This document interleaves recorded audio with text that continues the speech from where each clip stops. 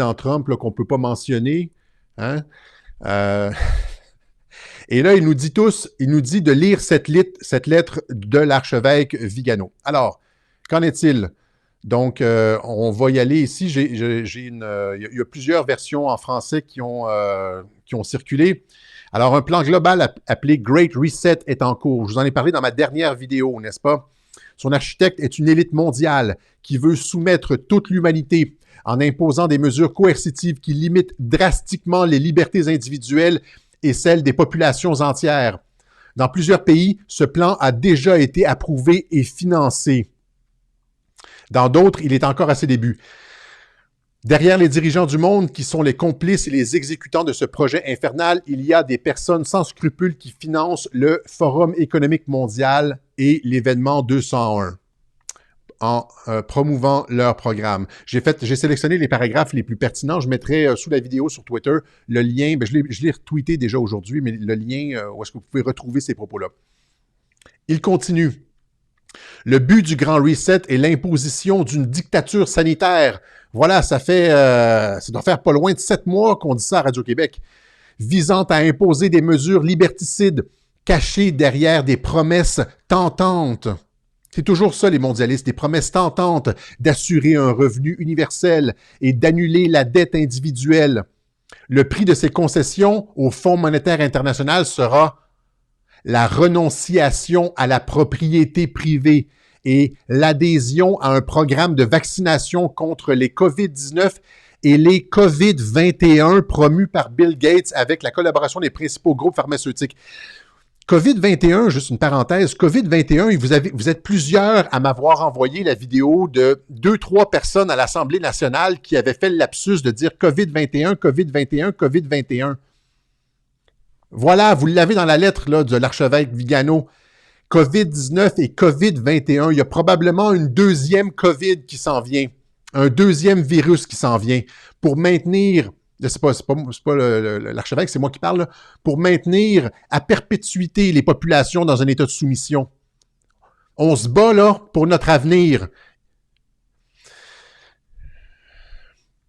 Il continue.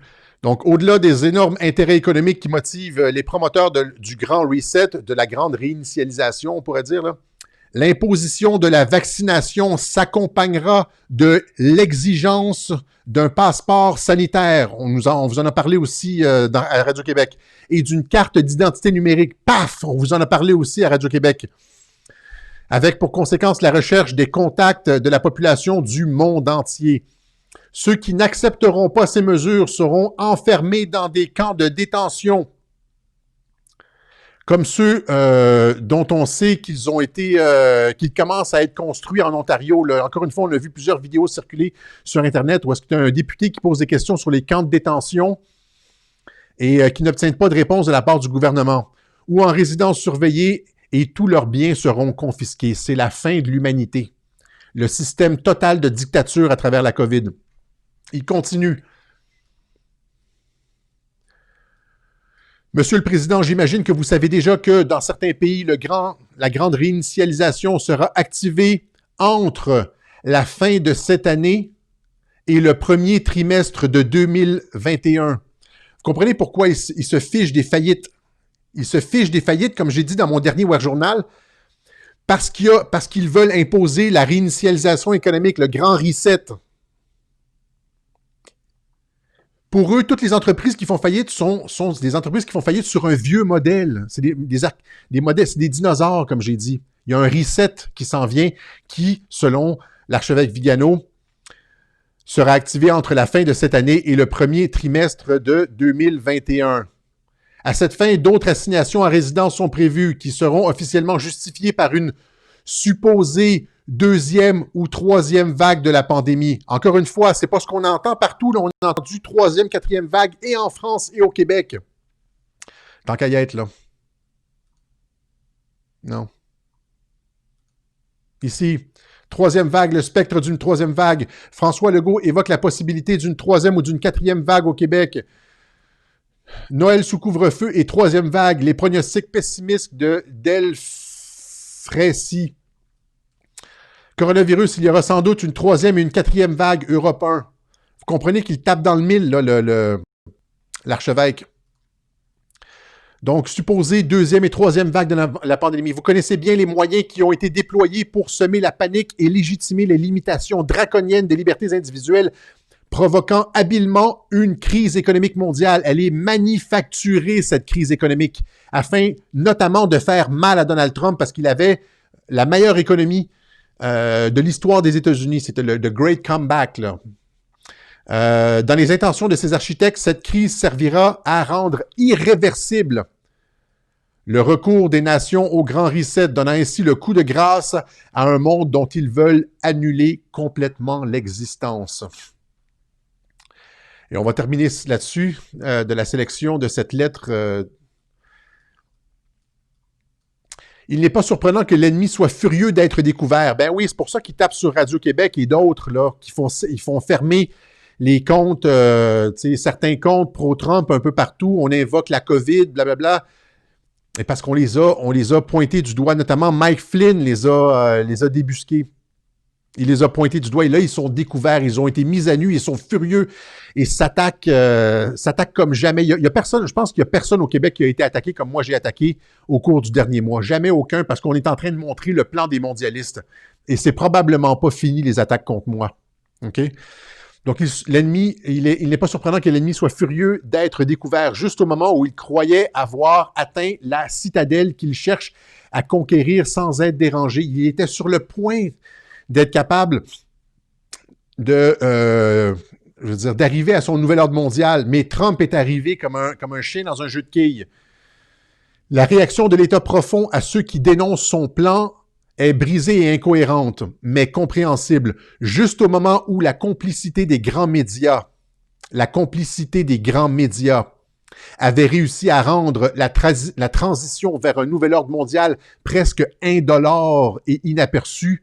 Toutes sortes de tromperies, de scandales et de crimes sont mis à jour. Vous comprenez? Donc, les médias avaient fait en sorte que c'était pas possible de comprendre qu'est-ce qui se passait, le nouvel ordre mondial, comment on était embrigadé de l'école, je veux dire, à la télévision, dans les films, etc., par des politiciens corrompus, des lois, des traités qu'on nous faisait signer, on nous amenait par le bout du nez vers le nouvel ordre mondial, tout en nous faisant regarder, je veux dire, la télévision, des émissions, le sport, etc.,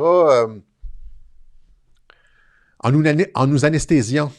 Mais là, les fissures ont commencé à apparaître dans l'édifice mondialiste et de plus en plus de personnes dénoncent. C'est pour ça qu'ils accélèrent le processus. Vous comprenez? Alors, donc, c'est ça. C'est ce que Mike Flynn nous demande de lire. Avertissez, je veux dire, parlez à vos proches. C'est le temps d'être actif. Là. On ne peut pas laisser... Il reste quelques mois avant qu'il déclenche ce projet de reset. Dans cette lettre-là, qui est validée par Mike Flynn, je ne sais pas si Mike Flynn valide tous les propos, là, cependant. Dans cette lettre-là, on nous dit d'ici la fin de l'année ou au premier trimestre de 2021... Si on ne manifeste pas, si on ne sort pas, si on ne se lève pas, c'est fini pour vous et vos enfants, pour nous tous. Si Trump ne passe pas, c'est une catastrophe. Alors, voilà, donc, comme je l'ai montré, on parle de troisième vague, alors que, je veux dire, alors que la deuxième vague, c'est une deuxième vague de cas, essentiellement de cas, et que les chiffres sont gonflés. À 2 reprises, François Legault s'est fait prendre le vendredi là, à gonfler des chiffres COVID, alors qu'il y avait seulement 4 morts là, recensés par l'Institut national de la santé publique. Legault en annonçait 16 puis 22 pour faire gonfler les chiffres, pour faire peur à la population, pour justifier les mesures, la fermeture de tous les endroits où on a du plaisir, la fermeture de la vie sociale. OK? Alors, mais c'est pas seulement ça. Pendant qu'on y est, là, on parle de fraude statistique. Hier, Horacio Arruda a reconfirmé la fraude statistique. Hein, ma vidéo avait fait 1 million de vues. Celle du mois de mai, je pense, ou avril ou mai, elle avait fait 1 million de vues. Et ça avait, je veux dire, mis la puce à l'oreille de beaucoup de personnes à travers le monde. Là, il l'a répété. Il a répété ce que je vous ai montré. D'ailleurs, j'en ai montré plein de vidéos. La fille de l'Illinois qui dit, si c'est cancer, mais tu as testé positif, on va inscrire COVID sur ton certificat de décès. Les chiffres ne valent plus rien. Ce sont des moyens vers une fin. La fin, c'est le grand reset économique, la prise de contrôle de toute l'humanité par la dette, en écrasant la classe moyenne et les PME. Comment on y arrive? En fabriquant une urgence sanitaire. Je fais écouter la crapule d'Horacio Arruda.